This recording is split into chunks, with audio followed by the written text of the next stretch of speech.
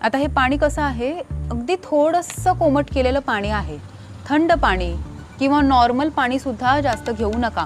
Room temperature किंवा त्यापेक्षा ना थोडंसं, अगदी थोडंसं कोमट पाहिजे हे पाणी. त्या पाण्यामध्ये किंचित काळं मीठ टाकायचं, ज्याला आपण सेंधव मीठ म्हणतो ते, आणि ते सेंधव मीठ युक्त पाणी टाकायचं. तोंड उघडं ठेवायचं. आता नाकपुडीतून पाणी जात आहे याचा अर्थ एअर पॅसेजेस तिथे बंद होत आहेत, म्हणजे तोंडावाटे श्वासोश्वास सुरू आहे. दुसरी नाकपुडी पूर्ण ओपन आहे आणि एका नाकपुडीला पूर्णपणे बंद करण्यासाठी त्या पॉटचं टोक आपण आतमध्ये थोडंसं घुसवलेलं आहे आणि अशी पाण्याची एक धार लागली पाहिजे. आता इथे काय होतंय, ते पाणी आतमध्ये जातंय आणि आतमधून जिथे दोन्ही नाकपुड्या एकत्र येतात त्या भागातून हे पाणी बाहेर येतंय. या पाण्यासोबत आतमध्ये साठलेले सगळे टॉक्सिन्स, म्युकस हे सगळं बाहेर जातं. नाकपुडी इतकी साफ होते की अनेक जणांना सायनसचा त्रास असतो, ॲलर्जी असते. इतका त्रास की कोणताही ऋतू असू देत, सायनसचा त्रास होणारच.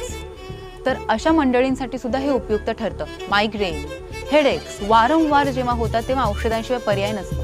पण अशा काही योगिक प्रक्रिया इतक्या सुंदर असतात की त्या आपल्याला सहजपणे करताही येतात आणि सोपं आहे. तसंच हे उलटं सुद्धा करायचं. डाव्या नाकपुडीला हा पॉट लावायचा असा धरून आणि उजव्या नाकपुडीने पाणी बाहेर येऊ द्यायचं. पॉट धरतानाची पोझिशन लक्षात घ्या.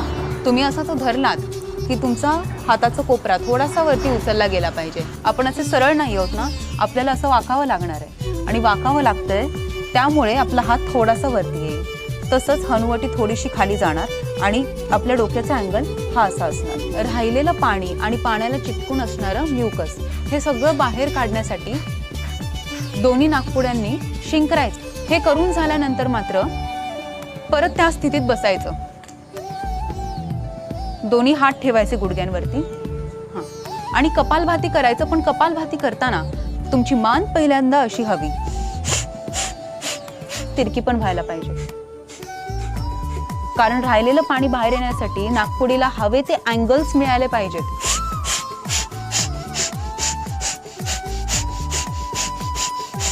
तर आज आपण जलनीती पाहिली. प्रसाद दादाने अगदी आपल्याला सोप्या पद्धतीने करून दाखवलेलं आहे आणि आपणही जलनीती सर्वांनी करावी.